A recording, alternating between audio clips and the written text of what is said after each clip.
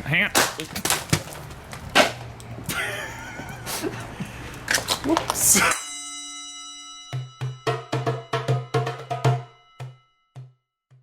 Hey everybody, this is John. This is Vic. From Unsheathed Sword Reviews, and today we are here to review the Banshee by Hanwei. And we have a special guest, Matthew Jensen. Matt. Yeah, right, seriously. It's me. We're fangirling a little bit. Matt, can you just tell us a little bit about your channel and what kind of stuff you usually review over there? Yes, I sure can. My name is Matthew Jensen. I babble about swords on the internet, much to the chagrin of people that listen to me. They say I babble, well, too much or not enough or just the right amount. I screwed it up already. I talk about swords on the internet. I mean, that's I try to make it sound cool. I failed, but they're swords, they're sharp, they're shiny, they're cool, and then I'm like, blah, blah, blah, into a camera and tell my thoughts, and then sometimes people listen. I hear you do kind of the same thing. Is that's why I'm here? Yeah? We try to do the same thing, yes. Okay. Right. We all like stabby, pointy stuff here, so yeah. Indeed. And, where obviously you have a lot of sword knowledge that we don't have. We sort of focus more on the customer angle of things, so we want to tell people whether we think that any particular sword is like a good value for their money, has good fit and finish, and whether or not they should buy it overall and how the handling is. That sort of stuff. So a lot of overlap. Pretty robust Venn diagram going on, I think. Similar missions, different roads to get there. Absolutely, just so. So, yeah, but before we get started real quick, Matt, I just want to say thanks so much for joining us. Thanks for reaching out and coming to be a part of our little 2-bit operation here. It's really, really fun, really cool. As a fan of yours for the last couple of years, this is really dope for me. So, yeah, just thanks a lot for coming on. Thanks for having me. It's nice to know there's other awesome, people seriously. that love swords. And plus, I was going to say, I'm not drinking alone, so... Cheers. Fair enough. There we go. And just, for all one of you that is, doesn't know who Matthew Jensen is, but is somehow watching our YouTube channel, check out his channel. We'll link to it in the description. He's amazing. He does really, really great reviews, really in-depth in terms of fit and finish and all that kind of stuff. Personally, has helped me make a couple of buying decisions. So, yeah, definitely check him out. Which ones were they? Which ones did I help you buy? You actually helped me figure out that I wanted the Kingston Arming Sword, the Type 14. You sold me on a Ronin Katana, the one with the double fuller in it. That's the two-handed longsword. It's really, really cool. You also, despite never actually reviewing it, much to my dismay, but displaying the Albion Maximilian in the background, I drool over that every time it's in frame. So, like, one of these days, maybe I'll get to it. But, yeah. Also, the Soldats, the Albion Messer, I really, really like that, and I want to buy it. So, yes, I recently acquired a different messer, and I've been playing with that in contrast to the Soldat. There's Sword from Ian sent me a messer at gratis to keep this time, to messer around with, as it were. That's right-handed, and it's just interesting because it's got a little extra zazz and like decoration to it, and it puts it in a similar price category to the Albion. But from Lands Connect Emporium, there's certainly a different path aesthetically that's walked, and so it's interesting to contrast the two of them and like figure out like, well, which one do I like more? Yeah, see, and that's the thing, is like I really want a messer, and I watched all the videos of the messers that you put out from Sword for Ian, and I was a little sketchy because of the fit and finish, but I'm gonna go with the Gustav, I believe is how you say it, just because like you and a couple of other reviewers say how much of an amazing handling that sword is. So I'll definitely check that out. I support this fully, by the way. Yeah. We always support each other's poor financial decisions when it comes to, like, we'll send each other a sword, and the other guy's like, I support this, do it, just buy it. Yep, just so. The Gustav and the Gunther, awesome. they were both fine friends, and I have a mix between the two of them that came from Sword for Ian, and I'll tell you, spoiler for whatever video I happen to make on it, the Lands Connect Emporium one, both of them are great, but like I kind of want to have a beer. Like if they were two people instead of swords, like I kind of want to have a beer with the Lands Connect Emporium one. Like I could hang with that. Buddy. I was gonna say that is a great way to word that. So just like that every man understands. Right. Like I don't know anything about swords, but he wants to hang out with that one. So that's the way to go. Exactly. They're both great. Like I'd hang with either one, but like I could see tipping a few more back with Lands Connect. Like Sweet. Well, speaking of though, so what we have here is the Hanwei Banshee. This is the sword we're going to be talking about in question today. So, Matt, what do you think of this sword, and what do you think of the fit and finish overall? Let's start with that. Well, usually I do a soup to nuts top to bottom, but I don't necessarily know that I need to do all of that here. the example that I had some really good stuff, and so talking about that, like it's not terribly expensive. At $260 on Cult of Athena is what they sell for if you can get them, or $315 MSRP if you want to pay more for the same thing. I think what you get is really compelling, right? It always, I was swinging it around and it reminded me a lot of the Hanwei Tactical Wakizashi that I played with some years ago. It has a lot of similarities to it, except it's accessible. And the Hanwei Tactical Wakizashi sells on the internet because reasons for like $500 or $600 sometimes. Yep. And this is out here, and sometimes you can pick them up for under $200. And so it does the same thing, like from the scabbard and stuff is rugged and it's kind of tactical and all that kind of stuff, but it fills kind of the same niche, and it worked well. I went out and I cut a lot of brush with it. I swung it around. I did quasi dumb things, like consider it like generally abusive, teeter on that kind of category, and it didn't hold an edge perfectly well, right? But it stayed straight. It could be sharpened. It did reasonably well for that kind of stuff. So it didn't seem like it was going to fall apart. It didn't seem bad. And there's other things about it that seem to from a user perspective, be tensioned well. Like I can, the release is pretty easy to pull out. Not super easy, but a little bit of pressure, you could easily release it one-handed and not have to hold the scabbard, press it, and release. Right. But also, like a really hard tug will release it. I'm going. I realize what I'm saying here. We're gonna ignore that. It's okay. Just moving on. I've let it go like 3 times already. It's fine. Phrasing. Yeah. Or even just doing the hand motions as well. But there's enough tension where if you like really needed, I don't know, like a cougar jumped out of the bush or something, you could pull it in one-handed and it would deploy. But it's not going to fall out like if you're climbing or moving around or jumping or lose your balance and tip over or something like that. Like it's not going to fall out that way. So those elements I thought were really good. The downside that I had though was in my particular case, which may be easier to see if I hold it up, my grip is lacquered now, but basically the leather finish fell off, like it just scratched off in my hand. And so I don't think the example I had was really used much prior to me getting it, but maybe it baked in the box when it was shipped to me or something. But I would hold it and it just all flaked off, like the top layer of leather in my hand. And what was left was this nylon cord that I could lacquer. And so that's fine. Like if you buy it for like $100, that's fine. But if you spend $300, like that's not fine. Right. Mine being used and older, and who knows what happened to it. I don't know, but I thought that was kind of a deterrent. Further, I noticed that I would lose my grip. Right. So I'm used to having something to stop my hand, and this doesn't. And so there were a couple of times where I was moving up and I was like, oh, grab, or like just let it go, because I was about to grab on. And so yeah, like from a user perspective, it's strange because it also encourages you to hold up here, right? It's round down here, so if you're holding it and making it a longer weapon, it's round and it doesn't index well, and it kind of rolls around in your hand because the grip is small and slippery. So you hold it a little higher up, but then it widens out in that Hanwei axe kind of handily thing. So it really came alive with two hands. And with one hand, I could do some kind of finer chopping. But if I was really whacking at the bush or something like that, or trying to take branches off trees, I started to lose a little bit of confidence in my grip.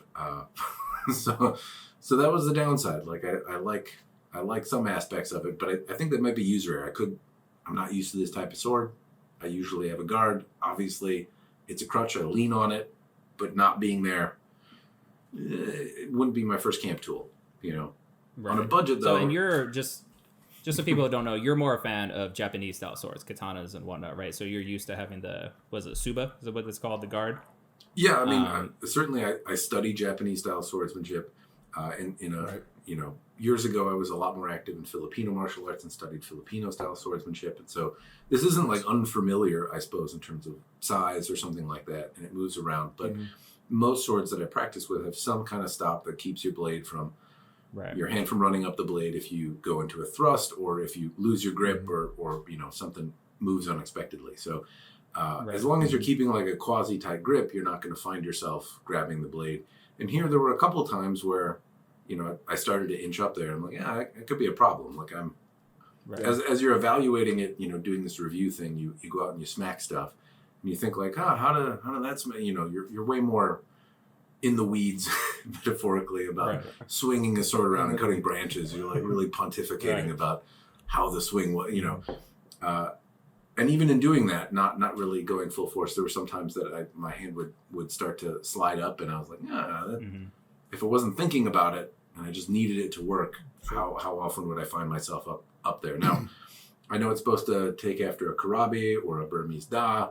I'm not familiar with either of those martial arts styles that would use them. Maybe they favor slashing. Maybe there's some kind of trick to holding it on. Maybe there's some sort of lanyard. I don't know. The closest thing that I have is this kind of, I don't know, touristy level antique. Yeah. And there's certainly some big disparities between how the Banshee fits in your hand compared to the antique, and that the antique has, some different dimensions and character, but is worse to hang on to, frankly. So. Right. Yeah, I mean, you called it user error, but I don't know how much of that was just you, because I had very similar issues when attempting to thrust with it. I don't study any kind of swordsmanship, but just the things I have most experience with are medieval swords. John, you have mostly Chinese swords, so I was wondering, did you notice that problem? And what do you think of just the grip overall and just fit and finish? Did you notice that? So I learned a very unfortunate lesson. I was hoping you'd bring it up. Yeah, with with the what is it? The white arc, the white arc from Hanwei. It's a John from from LK Chen. From LK Chen, yep. And I thrusted with it just in the exact the relaxed sort of hand style you were talking about, Matt. And my hand rid right up over the small little bronze guard, and I got some stitches that day. It will cut. Exactly. That's what we found out. It will cut for sure. So no, I think your comparisons. There are definitely some criticisms you can make of this. There is a swell towards the top of the handle, so at least it's not completely canicular and you just shoot right off onto the blade, right? But it's neat though, because like swords like this, like they've been using swords like this that are shaped like this and look like this since the 10th century in Southeast Asia. So it's kind of cool, but I like the handle on this, and what I like about it is that it's like, Matt mentioned the word tactical. It is kind of that, but it's not like full on like the swamp rat walkie or something like that, where it has no similarity to anything that's in any old images or something. It's kind of like a hybrid between like a tactical version and something resembling what could be a traditional handle. So it's kind of cool in that way. So it's not like a micarta handle or anything. It's a leather wrap handle. And also, Matt mentioned that his handle was broken down. I've had this sword for 20 years. And that the leather is still absolutely perfect.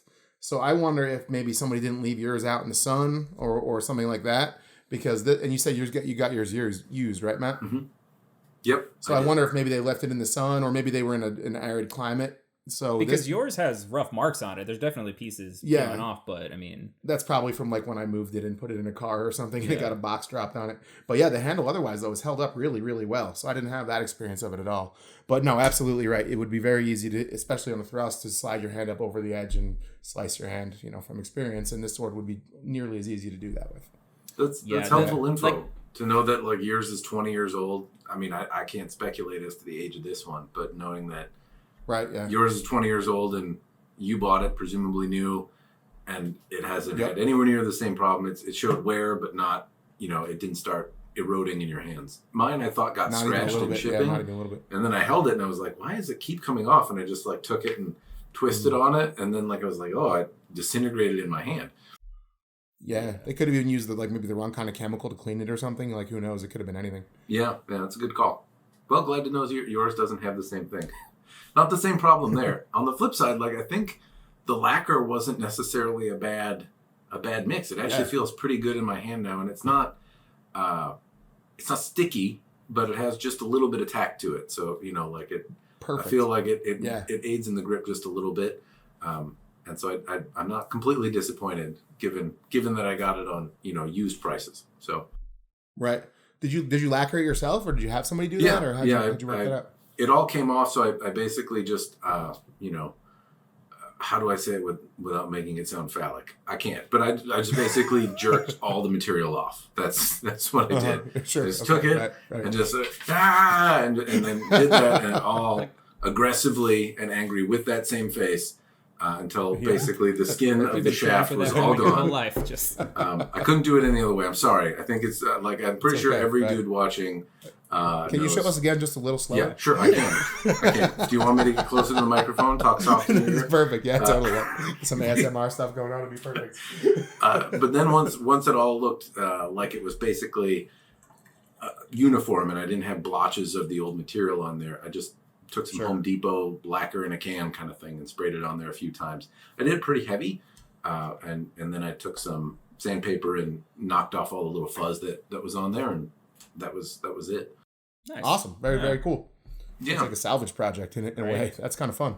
It was a bummer. I mean, because it looked pristine and new when I got it. It looked like it had never been handled, and then like started to fall apart and kind of degraded. But it made me feel less crappy about swinging it around and smacking it into stuff. So that's fair. That's completely fair. Interestingly enough, this is the first high carbon steel sword I ever bought. So it was kind of cool. And so, yeah, he's shaking his head because Victor and I have been friends for a long time. And so one of the first things we bonded over is sort of nerd culture. And he's got another a nerd podcast called The World's Greatest News and Reviews. But selfless plug. Yeah, selfless plug. Look at that. But so he had at that point the katana, the Connor McLeod Highlander katana. Still it still has. True fact. No shame at all whatsoever. Nope. And so we would talk about swords. And I'd be like, but you don't really have any. Because I would bring it up. I was like, yeah, if someone breaks in, I'll just come at him with my sword. You're like, yeah, but you don't have a real sword. And I was just like, oh. Yep, exactly. So this is the nature of our. So he shamed me into collecting swords. I don't know if I should be mad or happy. And here we are. Yeah. And you can be two things. That's fine. Exactly. But they could all be true. It's a dialectic. It's true. So yeah. So anyway, I have some sentimental attachment to the sword. The reason I bought it, honestly, is because I watched a video of somebody shooting it with a .45 bullet and cutting the bullet in half, and I was like, "That's great. I need that sword. That's the one I want." So yeah, my first high carbon steel sword. It's like interesting from that like build perspective. There are elements to it that are pretty nice, right? My neighbor had a tree felled like in his backyard, and there was a good chance for me to just go and kind of go ham on some branches and stuff. And it held up to doing that kind of stuff really well. And I tossed it around quite a bit, and it held up well. I've tested the HRC as much as I can, and it seems to be around like 55. It's not super hard, and it's not super soft. It's not bad. I don't have a way of kind of what you want for like a bushcraft sword, though. Really, you don't want it to be either one way or the other too much. That's a good medium thing, I think. I mean, it's sufficient to be swordy.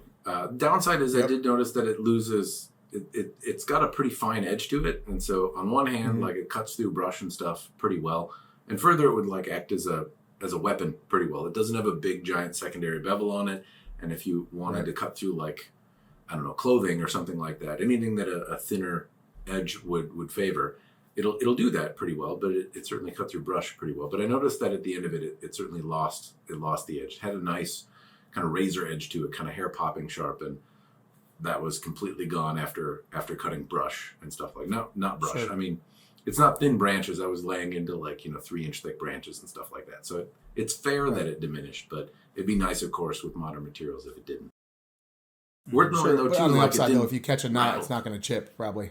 Right? Yeah, it's not going to chip, but it didn't like rattle after any of that either. So shy of the handle disintegrating, the sword didn't get any chips. It didn't develop a rattle. It didn't like wiggle around. It didn't fetch any bends or nicks or chips or anything like that, which was good. I mean, thin swords like this, I was cutting with a katana the other day, and I did a bad cut on a Japanese tatami mat, and it had a less than graceful bend in the sword. Like you can kind of see the little S curve that it left. Mm-hmm. And the katana was thicker than this. It's differentially hardened and, totally different animals. But at the same time, it's just nice that like it's a reasonably thin sword. Not as thin as the historic version that I have, or quasi-historic version I have. But it's not a chunker. And I think it's only like, I don't know, I can't remember exactly what it is. It's under 2 pounds, a pound, yeah, 1 10 ounces. Pound 10 ounces is what. Yeah, it 1 says pound 10. Yeah. And the distal taper goes from 7.1 millimeters down to 5.3 millimeters. So for a budget sword, it has some distal taper. I mean, it feels pretty lively and fun in the hand when you're using it. I mean, for those of you who don't know, Matt sometimes on his channel will do straight up destructive tests with swords, which that is always fun to watch. He obviously didn't do that in this case. What we normally do is lighter cutting. We usually do water bottles, pumpkins, that kind of stuff. Just, basic run-of-the-mill stuff. We think a lot of, casual sword enthusiasts will use it for. And in terms of that, we thought it was absolutely great in terms of how it handled, right? Yeah, I mean, it's interesting because it has a really long handle and a really kind of a short blade. So you can get just like a ridiculous amount of torque on this thing. Like if you keep your hands apart and like use it as a lever, you can get like a super, super ridiculous amount of torque, which I think kind of backs up its use as like a brush sword, right? I mean, if you need to chop through a heavy limb, you want some separation like an axe handle, right? But it's neat. It's just neat to be able to get that much torque on something that you're cutting. So the blade movement's pretty fast, and it handles really well one-handed too. If you just keep your hand up, like Matt said. Yeah. But the issue is like you can definitely do this, and whoop, be careful with thrusting because it will definitely not be good for that. Definitely. I wanted to ask you a question actually, Matt. So after you did that destructive testing, did the push button release still function appropriately? Because I was concerned about having like mechanical moving pieces in the hilt of a sword. I was wondering if that would like jar loose or the spring would jar loose or anything. I can't say that I tested the spring in that terribly well. I did do several cases where I basically forcefully removed it without using the push button, and it's held up and maintained basically the same level of tension, doing it 30, 40 times, right? So and even now after whacking the thing on sticks, it still holds in the sheath like that. That's really cool. Nothing came loose on the spring or anything like that after doing abusive stuff. So I whacked it into logs so much that I'm talking about logs. You understand what a log is.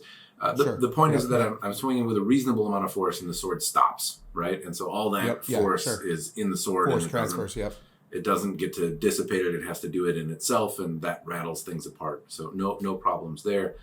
No bends. Awesome. There are some odd bits dynamically that I would say are less than ideal. There is some taper to it, but if I flex it, which there's not a lot, so I haven't been able to do weapon dynamics, computer measurements, because this is short and very rigid. So it gives you the impression that it has basically like a substantial taper here, and then it maintains a pretty consistent amount throughout the rest of the blade, but it bends in like the middle of the blade rather than in the top third, and it which is an odd thing for swords to do, though this isn't necessarily thrust centric. It's also kind of funny that it's very rigid, which is great for thrusting, but it has a handle that doesn't really isn't recommended. It doesn't lend itself to that, And it's like you can move it one hand, but your hand is really also fixed in one place, right? In contrast to like a kokatana or some, any other sword with a long hand or a different dao or something like that you might be able to get with similar proportions anyway. I don't know how similar they would be in fairness, but your hand is really kind of fixed in one spot, given that it becomes really small down here. This is not terribly comfortable to grip, and it certainly moves around quite a bit. Yeah. In contrast to a handle that stays a consistent kind of ovoid shape and allows you to index and just hold it at the end, even though you probably would never do that. The Iron Tiger Forge, the Iron Tiger Forge, is that who makes the Dragon King, the Mio Dao? Yeah, the Dragon King Mio Dao that I have that we're actually giving away on our channel has exactly the same handle, essentially the same indexable front half with the round back half. So I think you said that's pretty much just a standard interpretation of how to do a handle for them. It's not bad though. I mean, for something that I'm not really familiar with, but at the same time is familiar from the standpoint of like every martial art has something kind of like it. You know what I mean? Yep. It's similar in proportion to a lot of stuff in the Philippine side of things. It's not. It's not dissimilar from like a Naginata Naoshi style wakizashi. It's got a longer handle, but like proportionally it moves around like any short sword does. Just just be careful. I wasn't thrusting a lot though either, and I still found that like it would, if I lost my grip momentarily, I don't want to give the impression that it's like just not thrust centric, or maybe if you don't hold it like such a wuss, hold it like you mean it, and then thrust. Don't, your grip is weak. Maybe that, it's not just that. I actually have a pretty decent grip when my elbow isn't hurting, and I was losing my grip, doing slashing and stuff like that. You feel the vibration a bit in your hand, and and it might cause you to lose your grip just a little bit, and it doesn't. Yep. There's nothing to stop you or keep you in place. So that's it's a bigger deterrent, I would say, than not so much that I don't enjoy it, but like certainly I'd be like, if you were looking at this versus something else that's tactical, that's certainly a concern. There's a way to overdo grips though and be tactical, and I brought out this example from Bud K. It's another review I'm working on, but here I have a grip that like keeps your hand exactly in place, and it doesn't let you. It's the inverse, right? Like it doesn't move at all, and it kind of hurts sometimes. Right. And if you want to rotate or do anything, you really can't. Like there's all these little diamonds that hold your fingers in place, and so if you want to be more fluid with your grip and move around, you also can. If you don't mind me asking, how much does that run? About $100. Oh, okay. Oh, okay. Wow, okay. Fair enough. Now there's another deterrent though between this and actually the blades don't look necessarily dissimilar. This is like an interpretation of Wakizashi. Yeah. It's a little bit more uniform. It doesn't kind of have the swollen kind of machete tip kind of thing, or the larger head on it. Yeah, the swell at the end there. Yeah, that swell that this has, a kind of narrow swell. It also has a big secondary bevel on it, and out of the gate, it's more of a bat, right? So okay, sure, yeah. Makes sense. I've heard from people that have sharpened them that they take an edge well, but you have to then do that, and that it's sort of tough to grind on and get it profiled correctly. As with the Hanwei, like it's profiled great out of the box, and like I feel like with I've lost the refined edge, but with a little bit of time with like a ceramic rod or something, or very little additional effort is required to get it back to like a hair popping sharp, if that's what I want to do. Right. So that also is worth noting. Sure. Well, and also I think a thing in terms of like talking about dynamics and handling for this sword. So maybe not this best suited for thrusting, but this thing is really light and it really moves. And whether it's one-handed, two-handed, like you can know nothing about swordsmanship. This could be your first sword that you ever buy. And if you want to stick in the budget range, like you just want to go outside and cut water bottles, this sword makes you feel like a ninja. Like it feels really good, really fun, one-handed or two. Like I think just a good selling point for this particular sword is just like how easy it is to move and whatever grip you decide to have in terms of cutting. We talked about thrusting is a little bit different, but just as a cutter, for me personally, it's really, really fun. And I think in this price range, like you said, especially like the tactical. And one thing like we talked about before we started recording was it's not overly tactical. I'm not a huge fan of like tactical type swords. It's not completely historic either. Like you said, it's this weird kind of middle ground. And personally, my aesthetic taste, I'm okay with that. If it were just a straight up tactical type sword, I really wouldn't be into it at all. Yeah. So the fact that it keeps some historical aspects, I really, really like. So. Sure. And I think too, like while all of your sort of criticisms of the handle and lack of guard are absolutely on point, like it is fairly representative of like what Da and Krabi and stuff like that look like. I mean, they don't have extensive guards on them or anything. So it's they apparently they figured out a way to not chop their fingers off. So how's your experience with that one then? Yeah. Like using that, do you feel the same way in terms of your handwriting of it, or? Just for context, a very poor example of a Da. Sure, yeah. Right? So you said Taurus level, it's a carbon steel piece, but it's likely very modern era. It's not anything of particular value, and you can find them on like eBay for $60 or something. So, but what I did notice is that, in contrast, this handle is completely round. There isn't an indexed spot. It gradually tapers to a smaller kind of, but it's cylindrical all the way around. And then it's also just fundamentally different, as where the Banshee is a bit of a it's a very rigid and it's not terribly thick, but it gives the same kind of impression that a thick sword would be. It's balanced at about 3 inches above the handle, which I mean, you've had katana that are or long swords like the the Alexandria is like 4 inches above the it's like a 38-inch sword, right? So to have such a short sword balanced 3.5 inches above the grip kind of gives it this choppy presence. This is a little bit closer, and you can see that it has a similar taper. Like it jumps down in like the first 3 inches and then gets really thin, but continues to taper down. It flexes in the top third of the blade.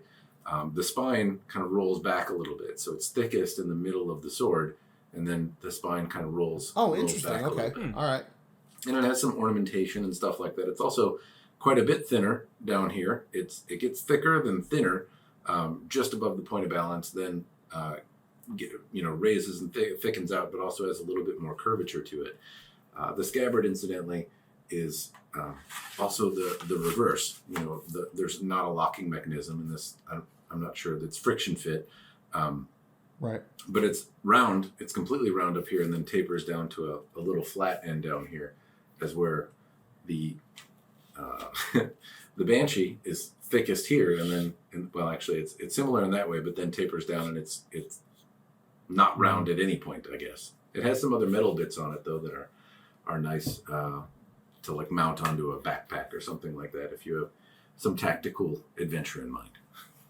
And another fun thing is, if y'all have ever seen we talked a little bit about the push button release. So essentially what that means is, if you look at it, you put it in the sheath, right? And then it's got right here, it's got a button. So you push, like, it won't come out now. Watch it fall out, right? But it won't come out. And then you just push the button and it comes right out. So you can, in fact, like, wear this upside down on your back and reach back, pull it, just flip it out like that, like Book of Eli style. It's kind of fun. Yeah, so it's a really fun sword in that regard. It doesn't take a lot of pressure either. It locks in. Nope, it really doesn't. Lock, but I mean, maybe I can do it with my pinky. Right. Tap. So. Exactly. Yep. So if you're wandering the wastelands and somebody wants to eat your flesh, it's not a bad sword for that. No, it's definitely a really good grab and go. Mm-hmm. It's not. I think you made another good point, though, that it feels like kind of an extension of your hand almost. Like anyone's first sword, you don't study swordsmanship, you pick it up and you feel like you know what you're going to do with it. The downside that I'd say is that that's a little dangerous with any sword, granted, but more so when your hand can slip off the guard and chop your fingers off. True. If you, it's one of those swords. Like I remember, I had a Katzbelger some years ago that was something Tom Kinder. By the way, I've been salivating over those for years. Jesus Christ. But yeah. Anyway, continue. Yeah, there was an A-trim blade that Tom Kinder had remounted into a Katzbelger style thing. See that. It was pretty cool, and it's one of those that I kind of regret selling, but kind of not, because like the Katzbelger handle just never quite jived with me.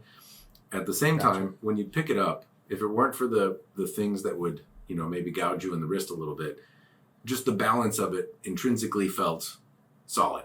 Like you knew exactly what you were going to do with it, how to move it around.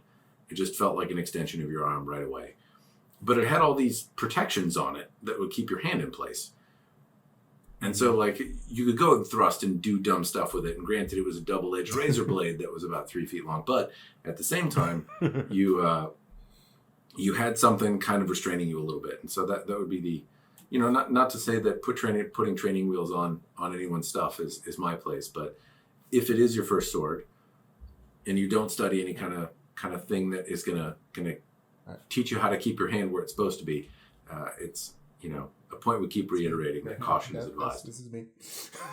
No, and that's a very great point, because even if you are aware of your hand right up it, like you said, like you had instances where your hand was just slipping up anyway. Right, yep. So if you're not even aware that that's a thing because you know nothing about swords, like I'm surprised you didn't cut yourself on this sword also. So me too. Yeah, yeah, for sure. So anyway, grace be to God. But particularly when the sword is geared towards heavier work, like what you did with it. Like I mean, you're not going to have that problem with a rapier, right? I mean, obviously it's got a handguard, but also you're not chopping wood with a rapier. This thing is allegedly designed to be a bushcraft sword, right? So you're going to be doing heavy work with it. You want to be careful your hand doesn't chop your own fingers off.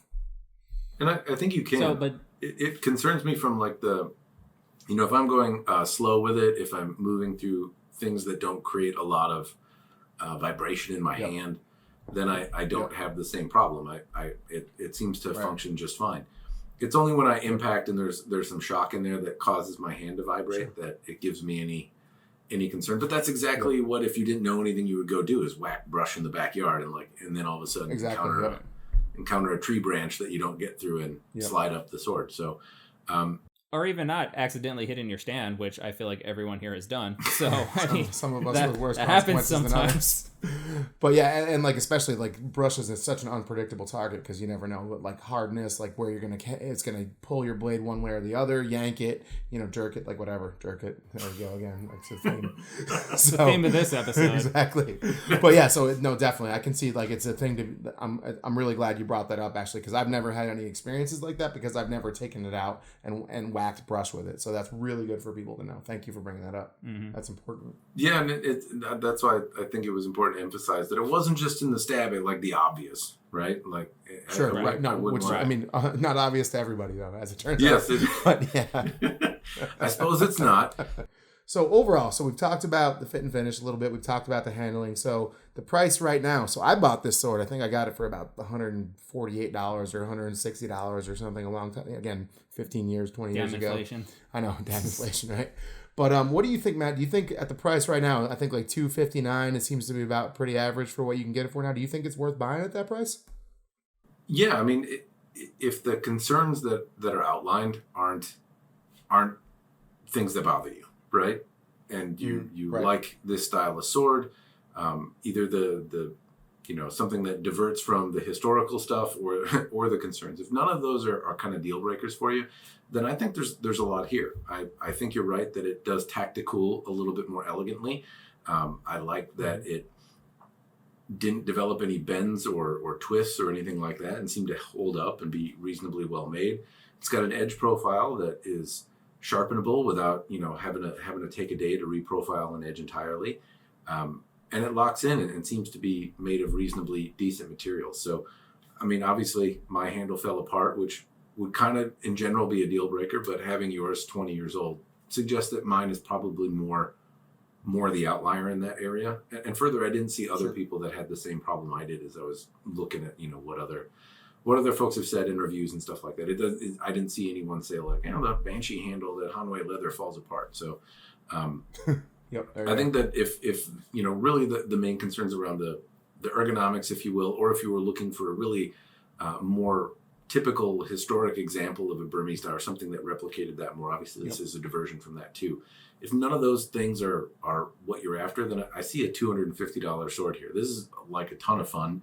It'd be fun to bring along camping. I don't know if it'd be my first choice, but at the same time, like, the machete that I have also has like just the slightest little nubbin to kind of keep my hand from sliding up on it. So it's not like an order of magnitude worse than something that I would bring. I would like maybe a little bit more, but grip tape, I think there are things that a person could do to put those on there and still be underneath, what some more zazzy camp machetes might cost you.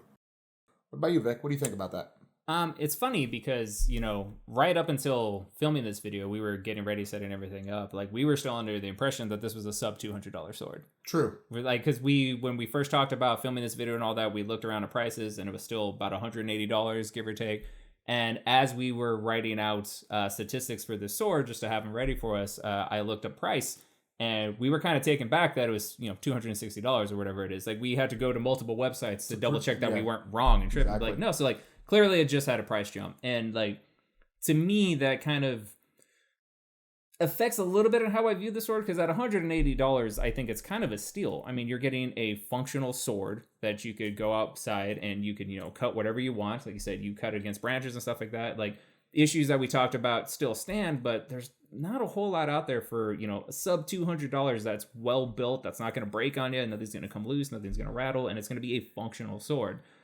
$260, I still say yes. I still say that's a good sword. That's still solidly in the budget range. Particularly, it's different, right? It's not a katana. It's not a low-end medieval, arming sword or whatever. It's definitely... It's got kind of a neat look to it. Kind of, yeah. It's unique. It's different. Like you said, tactical. And just, it's really, really fun to pick up and use. Like, again, one-handed, two-handed, whatever you're doing. It's a lot of fun to swing around. Like, every time I've picked this sword up, despite having been around it for years, I'm still taken back by just how much fun it is. And so, like, if I'm a person that just wants to spend budget level money on something that's fun, if that's my goal, I just want to go outside and have fun. I don't care about historical accuracy. I don't really care about, like, you talked about the issues with the grip and like how that affects anything. I just want to have fun. Yeah, I think that it's a really good deal. And honestly, like, because of the price jump, I would get it before it goes up even more, because swords across the board, I'm sure you've noticed too, Matt, like, they're just going up in price. Shipping. Shipping Lots of swords have gone up in price recently, and that's kind of a shame. But I think it's worth the price. What do you think, John? I agree. Obviously, it's hard for me to be impartial about this sword because I really do have positive associations with it because I've had it for a long time. It's made multiple moves with me. I've played with it a lot.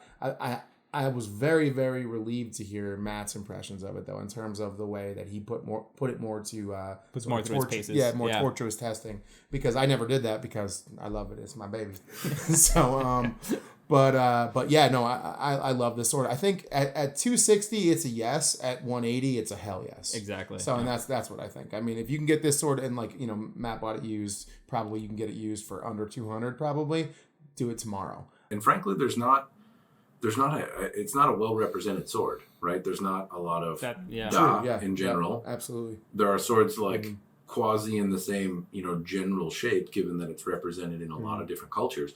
But there's not a lot of da that you can go out and buy, at least in the U.S. from a company like Cult of Athena.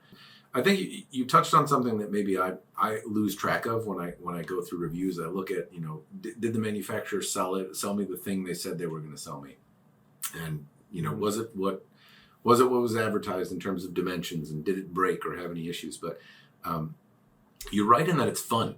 It's a fun sword, and I didn't know what to expect. When I got it, I was like, all right, I'll give it a shot. And I was swinging it around, and you're right, it just kind of puts a smile on your face. I have no attachment really to this, to the style of sword. It's not my general interest.